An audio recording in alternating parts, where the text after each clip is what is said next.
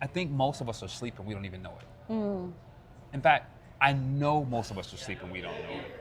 And so we live a life that's puppeted by media, that's puppeted by fallacy. As a matter of fact, what really opened me up to this was the book, not the Tao Te Ching, which is another one that I love because I feel like millennials are living from that. Right. Where it's like, if you take the rules away, we actually know how to govern ourselves and we're not afraid of one another. But that's a different one. The book I'm thinking of is The Four Agreements. Where Don Miguel Ruiz said, you don't believe what you believe. Rhonda. Yeah. We believe because we've only had exposure to one way and we haven't had a balanced exposure that would equate for us to make a choice on any topic. Right. And as a result of that, most of us don't think, we just do what's put in front of us. We've been asleep to whatever the narrative we've been given. And as a result of that, we start judging each other from that. We start pursuing things that we don't even want because it's, unquote, the right thing to do. But if I'm miserable or it isn't working out for me, now it's somebody else's fault. You know, that's a lot. That could be a whole show right there. But the first thing that comes to me is belief is just a thought. A belief is just a thought. Yeah. And not just a thought, but it's a thought that you think over and over and over and over until it gets embedded in you. That's correct. Doesn't change the fact that it's just a thought. That's good. So you got a belief. Good for you. That's great. Yeah. We all have beliefs. Yeah. Doesn't make it right. Facts. Doesn't make it fact. Facts. It's just a belief. Yeah. Right? Yeah. Yeah. So imagine if we didn't hold so tightly Yes. to those beliefs and we allowed ourselves the space to explore, right? To seek, to learn, to understand, to be educated, to experience fully Yeah. without the judgment. Yeah. Or what do you believe? Right. Tell me more. Yeah. That's so interesting. Yeah. I may or may not shift, but I get to learn about you versus you don't believe like I believe, so now I'm squinting. Right.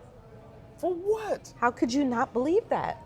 I learned a really valuable lesson during my social emotional learning training. That, do you have siblings? I do. All right. So, do you, same mom and dad? Yeah. Okay. You're fully aware that raised in the same home, each of y'all have different culture. Oh, yeah. Absolutely. But we don't even realize when we're out here that it's because we're uniquely different. Exactly. And we all bring that value. But you're right, a belief is just a belief. It's just a belief. And the part about being asleep is we've also, so we say we're asleep and we want people to wake up, but then we've weaponized woke. Yeah, and that's right? a whole other dialogue. So my God. So we've weaponized woke. Yeah, so we say wake up, but don't be woke. Yeah. Right? Yeah. And at the end of the day, the bottom line is take all of that nonsense and toss it in the garbage and lead with your heart. Yeah. Right? Yeah. Allowing people to be who they are, Yeah. giving them the freedom and the flexibility to grow and to evolve. Oh, and here's what. Allow them to make mistakes. I mean, I'm making them. All day. All day. I'm making them. Yeah. Yeah, so with that, the idea that everything's so personal, Oh, yes. forgetting we're really just trying to journey and we're all slowly figuring it out from our broken space. Right. We're really whole, but we listen to the broken stuff, and so we just did that, and now we're trying to unravel beliefs. The stories we tell ourselves, right? The stories that we tell ourselves in our head get us in so much trouble, right? Get us in so much trouble. So, good example is, so I was a little bit late coming here, right, to get started. You could have made that be something about you. Oh, yeah. That could have been, oh, well, they should be on time. They don't respect me. Because that's what people do. Yeah.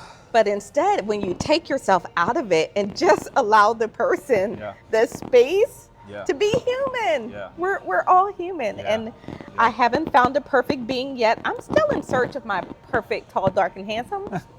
haven't found them yet. I'm still working on that. I love that. But it's not necessary. Perfection is a myth. It is. It's a And belief. so every day people just live and do and be. Mm-hmm. And if we give them grace, Yeah. oh man, that comes back to us. Yeah. It's so funny. 7 Habits of Highly Effective People, Yep. right? The whole bus situation. Mm-hmm. For those who have never heard it, basically a man got on the bus in Florida. It was super, super hot and humid Yeah. as Florida can be. He had 2 kids. City bus. His kids are just a little bit rambunctious being kids. They're hot. They're moving around. They're touching people. A man finally yells, "Hey, sir, would you tell your kids to sit down?" And he said, "I would, but I don't know how to tell them their mother just died." Like, even the memory of that story 30 years ago still softens me and reminds me, if the car on the highway is moving left, right, maybe the child's screaming in the back. But we forget, and we move ourselves away from as if it can't happen to us, and now we're blaming someone else. It's crazy. It's really powerful because in some of the work that I did, we talked so much about the fact that everybody has a story going on that you know nothing about. Yes. And guess what? You don't need to know about it. It's not Yeah. your issue, Yeah. not your. Yeah. Imagine if you had to take on everybody's story. Yeah, yeah. But if you just operate from the space of empathy, compassion, Yeah. grace, Yeah. curiosity, Yeah. caring, Yeah. then you still allow that person to have their story, Yeah. have their stuff Yeah. going Yeah. on, Yeah. and to still feel accepted and Yeah. okay, Yeah. right?